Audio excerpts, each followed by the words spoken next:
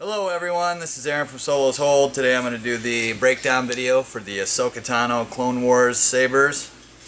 I'm going to go over the fasteners that go with each Sabers and the assembly. Now I've mock assembled some of this for you guys.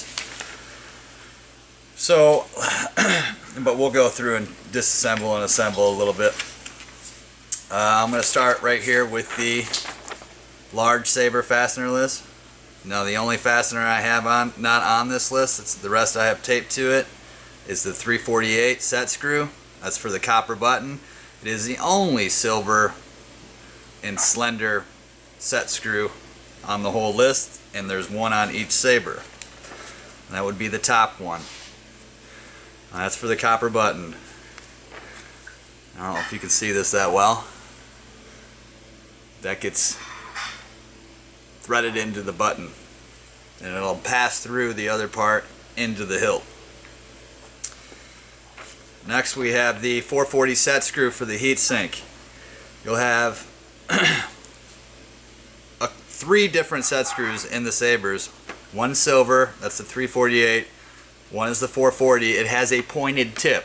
That is to insert into the black tube to positively locate your heat sink, which has a groove in the base of the copper disc to positively place it. That way it cannot be too far forward, too far back. That way your button placement's perfect. Next we have the 632. It's only an 1/8 inch long set screw. It does not have a pointed tip. That goes right here between the turn down chamfer rings on the black tube. That is for blade retention. Next we have the 632 button head, which is silver.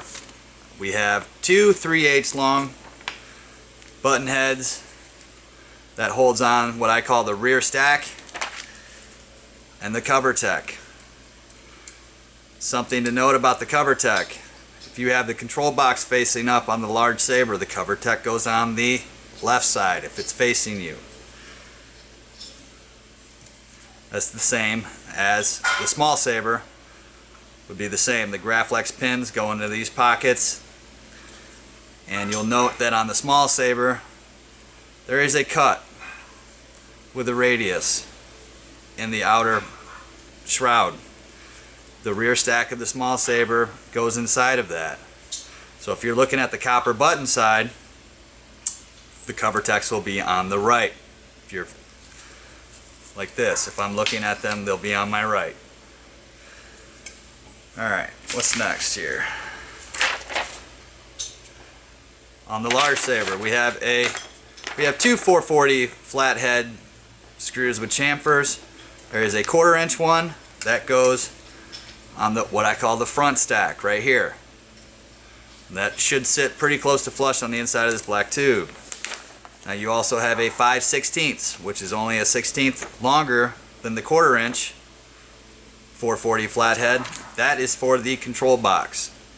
You'll be getting bags that look like this with all the screws in them.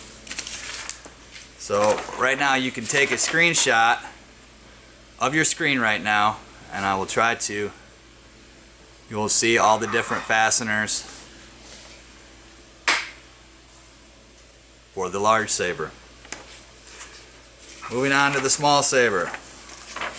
You have the 348, once again, set screw. That's silver. It's the only one that comes with the Sabers that goes into the copper button. And we added this feature versus the last time we did these, so you could take your thumb or finger and screw it in, and it makes it easier to assemble and disassemble if you ever want to go back and change sound cards. Next we have the 440 set screw for the heatsink. That is the same on both Sabers as covered in the large Saber. Goes into this groove in the heatsink.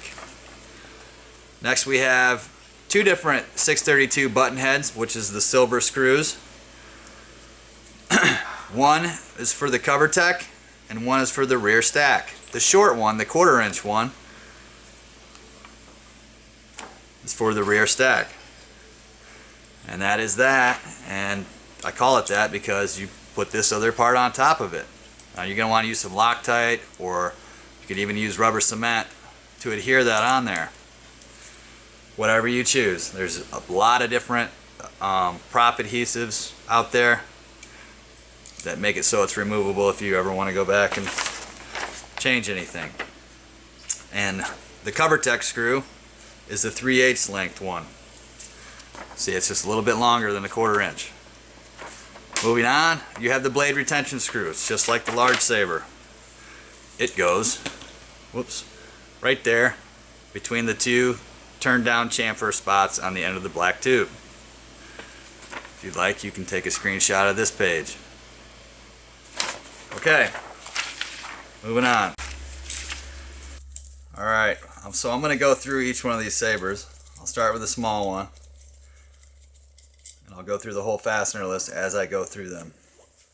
Like, I took the couple seconds to pre-assemble them a little bit.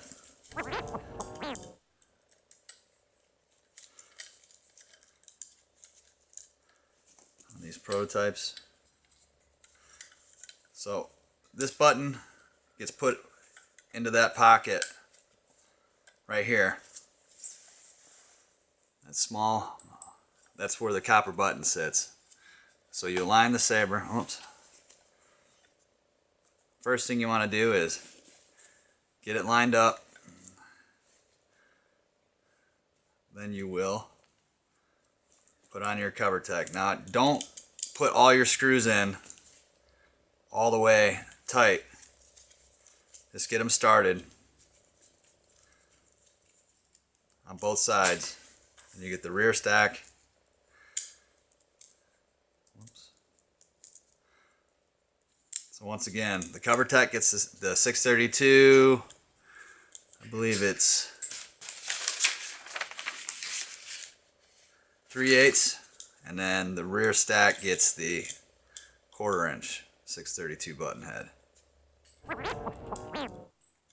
These gloves ain't helping. There we go. And then once you get them started, slightly snug each one down. Come back. Snug. You don't want to really torque them because it's small screw, small torque. Okay. Then you take the copper button seat, make sure it seats all the way in the pocket. Then you will take the copper button head that has the set screw in it. It'll pass through.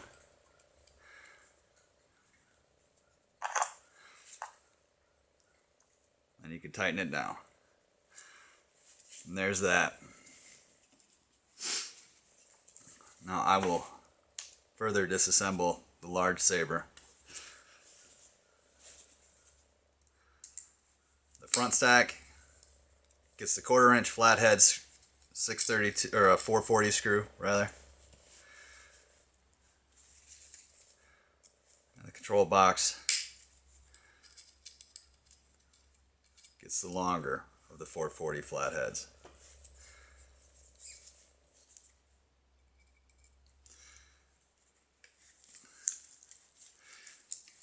Both fasteners are 632. They're the same length on the CoverTech and the rear stack for the large Saber.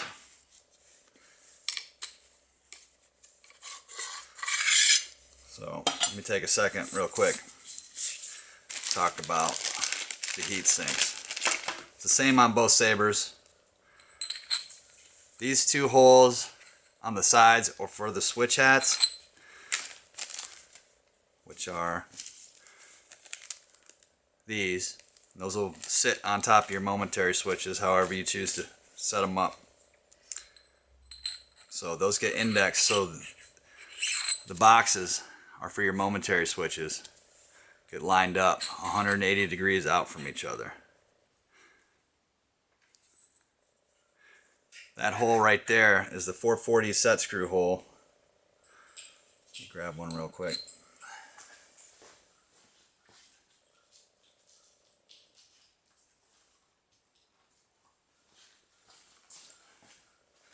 This has the point on it.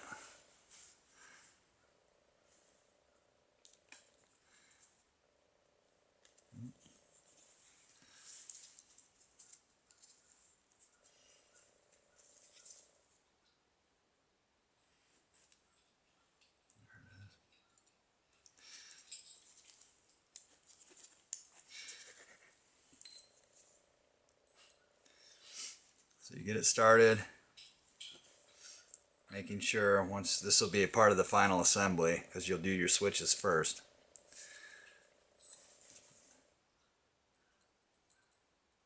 And this positively indexes the heat sink exactly where it's going to stay.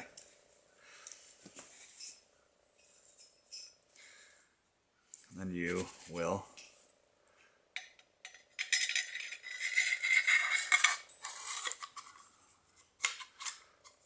assemble your Saber.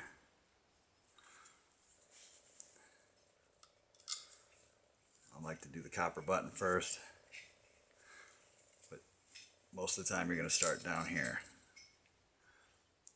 on these, the rear stack and the cover tack.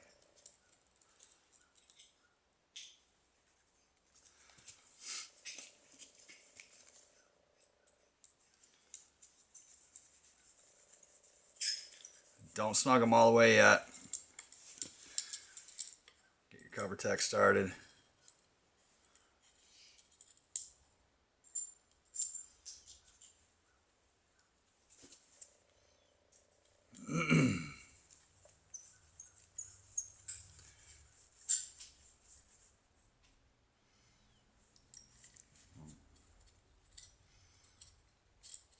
These opposite of each other. This goes on the other side.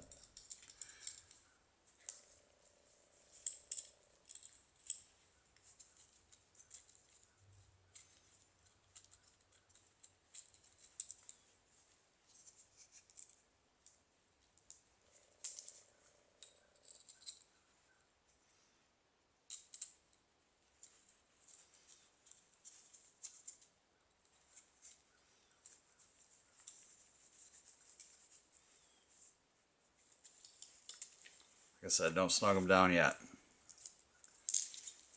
Get both sides started. And you'll come back and put a little bit of torque on each one.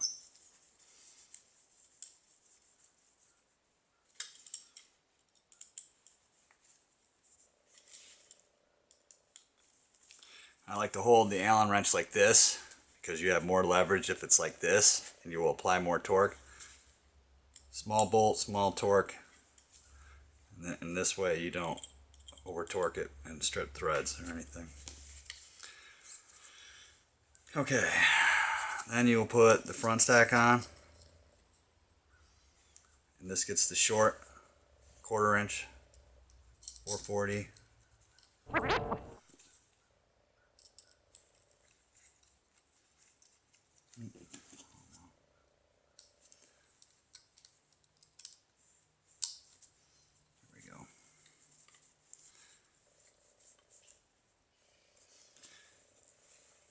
Control box.